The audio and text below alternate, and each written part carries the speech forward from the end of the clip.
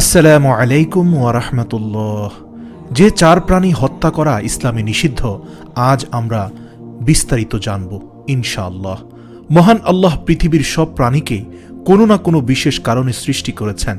তাদের প্রত্যেককেই ভাগ করে দিয়েছেন আলাদা আলাদা। কিছু প্রাণী এমন আছে যেগুলো প্রকৃতির জন্য খুবই গুরুত্বপূর্ণ। তাদের হত্যা করতে নিষেধ করেছেন রাসূলুল্লাহ সাল্লাল্লাহু আলাইহি ওয়াসাল্লাম। ইবনে আব্বাস রাদিয়াল্লাহু তাআলা আনহু থেকে বর্ণিত, তিনি বলেন, নবী সাল্লাল্লাহু আলাইহি ওয়াসাল্লাম চার প্রকার প্রাণী হত্যা করতে বারণ করেছেন। এর মধ্যে পিঁপড়া, মধুমক্ষিকা, হুদহুদ পাখি এবং চড়ুই সদৃশ্য বাজ পাখি। আবু দাউদ, হাদিস নম্বর 5267। এছাড়াও ব্যাঙ হত্যার ব্যাপারেও ইসলামে নিষেধাজ্ঞা রয়েছে। ব্যাঙ প্রকৃতির জন্য এমন একটি প্রাণী যা বর্তমান জ্ঞান বিজ্ঞান উন্নত হওয়ার পরে আমরা দিন দিন শুধু এর উপকারিতাই খুঁজে পাচ্ছি। এটি প্রকৃতির ভারসাম্য রক্ষার পাশাপাশি জমির উর্বরতা বাড়ায়, ফসলের পোকামাকড় খেয়ে ফসল সুরক্ষা করে। ব্যাঙের কল্যাণে জমিতে অতিরিক্ত কীটনাশক দিতে হয় না, জমির উর্বরতাও নষ্ট হয় না।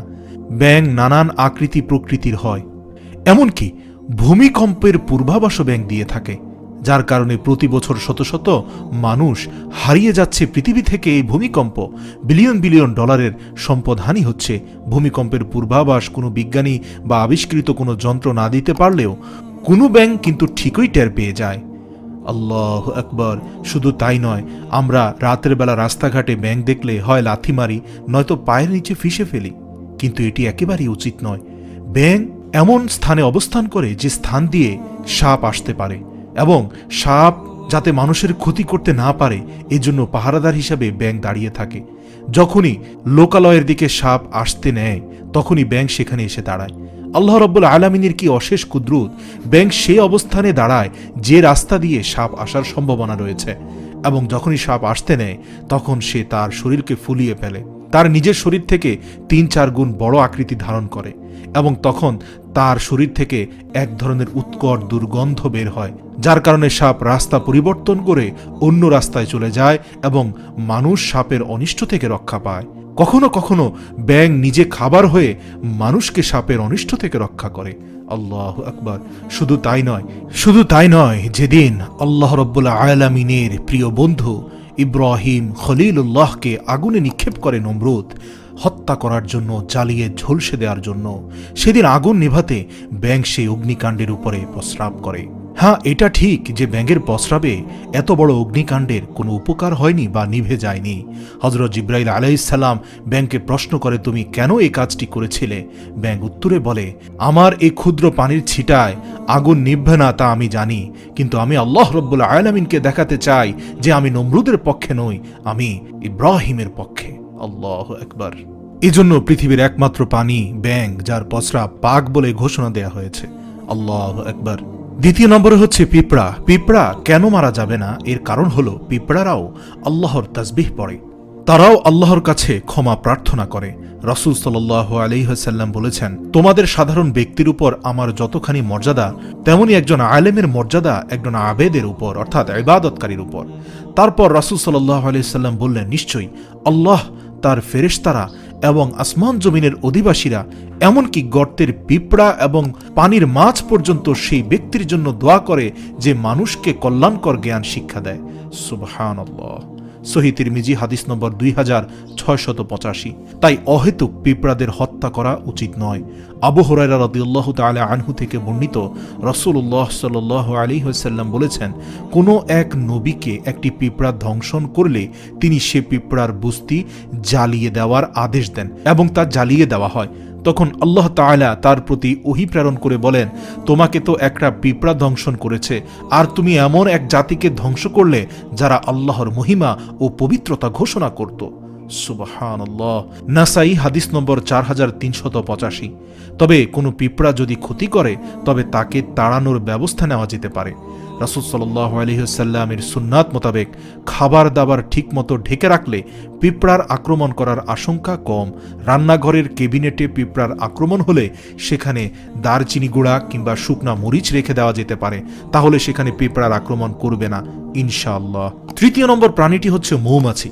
মৌমাছি মহান আল্লাহ রাব্বুল আলামিনের অপূর্ব সৃষ্টি, যাকে আরবিতে বলা হয় নাহল। পবিত্র কোরআনে নাহল নামে একটি সূরাই অবতীর্ণ হয়েছে। মৌমাছি আমাদের জন্য উৎকৃষ্ট মধু আহরণ করে। প্রিয় নবী সাল্লাল্লাহু আলাইহি ওয়াসাল্লাম মধু খেতে খুব ভালোবাসতেন। শামায়েলে তিরমিজি হাদিস নম্বর 121। এরা খুবই পরিশ্রমী পতঙ্গ। ফুলের রস মুখে নিয়ে সেটা থেকে জলীয় অংশ দূর করে শতভাগ ভেজাল মুক্ত এক ফোঁটা মধু তৈরি করতে যে শ্রম ও সময় ব্যয় করে সেটা সত্যি বিস্ময়কর। 1 পাউন্ড মধু বানাতে 550টি মৌমাছিকে প্রায় 20 লক্ষ ফুল ভ্রমণ করতে হয়। আবার 1 পাউন্ড মধু সংগ্রহ করতে একটি কর্মী মৌমাছিকে প্রায় 14.5 লাখ কিলোমিটার পথ অতিক্রম করতে হয়, যা দিয়ে পৃথিবীকে 3 বার প্রদক্ষিণ করা সম্ভব। আল্লাহু আকবার। সায়েন্স টাইমসের মতে পৃথিবীতে যত রকমের চাষ মানুষ করে থাকে তার 70% নির্ভর করে মৌমাছির উপর। যদি মৌমাছি ফুলে ফুলে উড়ে মধু আহরণ না করে তাহলে তাদের গায়ে ফুলের পরাগ রেণু লাগবে না। সেই রেণু অন্য ফুলের গায়ে না লাগলে হবে না পরাগায়ন। খুব কম সময়ের মধ্যে পৃথিবীতে আমাদের চেনা জানা কোনো গাছের অস্তিত্ব আর থাকবে না। আলবার্ট আইনস্টাইন বলেছিলেন, মৌমাছি যদি না থাকে তাহলে মানুষ নিশ্চিহ্ন হতে সময় লাগবে 4 বছর। তৃতীয় নম্বর হচ্ছে হুদহুদ পাখি। আমাদের দেশের মানুষ এটিকে মোহনচূড়া বা কাঠকুড়ালি হিসাবে চেনে। যেহেতু হুদহুদ পাখির অনেক উপপ্রজাতি আছে, তাই আমাদের দেশের মোহনচূড়াই সুলাইমান আলাইহিস সালামের হুদহুদ কিনা তা নিয়ে সংশয় আছে। ইংরেজিতে একে হুপো বা হুপি বলে ডাকা হয়। আরবি ও উর্দুতে একে ডাকা হয় হুদহুদ নামে। মধ্যপ্রাচ্যের প্রতিটি দেশ, মিশর, মাদাগাস্কার, এমনকি ইউরোপের কোনো কোনো দেশেও এর দেখা পাওয়া যায়। পার্শ্ববর্তী দেশ ভারতেও মাঝে মধ্যে এই পাখির আনাগোনা দেখা যায়। পাখিটির শরীর বাদামি এবং ডানা ও লেজে সাদা কালো দাগ রয়েছে। মাথায় আছে রাজমুকুটের মতো সুন্দর একটি ঝুঁটি। সেই ঝুঁটির হলদে বাদামি পালকের মাথাটা কালো রঙের। এরা ক্ষতিকর পোকামাকড় খেয়ে ফসলের জন্য উপকারী পাখি হিসেবে সমাদৃত। তাই অনেক দেশে আইন করে এদের সংরক্ষণ করার ব্যবস্থা করা হয়েছে। 2008 সালের মে মাসে পাখিটিকে দেশের জাতীয় পাখির স্বীকৃতি দিয়েছে ইসরায়েল। এছাড়াও হুদহুদ পাখি সেই পাখি যা পবিত্র কোরআনে বর্ণনা হয়েছে হযরত সুলাইমান আলাইহিস সালামের ব্যক্তিগত চিঠি আদান প্রদানকারী বাহক হিসাবে কাজ করত হুদহুদ পাখি। এবার সর্বশেষ প্রাণীটির কথা বলছি, চড়ুই সদৃশ্য বাজ পাখি। অনেকের মতে এটি শ্রাইক পাখি, যাকে আমাদের দেশে কসাই পাখি বলা হয়। ছোট ও মাঝারি আকারের মাংসাশী পাখি। শিকারের অভিনব কৌশল এবং তার সংরক্ষণের প্রবণতার কারণে এদের কসাই পাখি বলা হয়। এরা ঠিক মাংসের দোকানের মতো শিকার কাঁটা জাতীয় জিনিসে গেঁথে রাখে।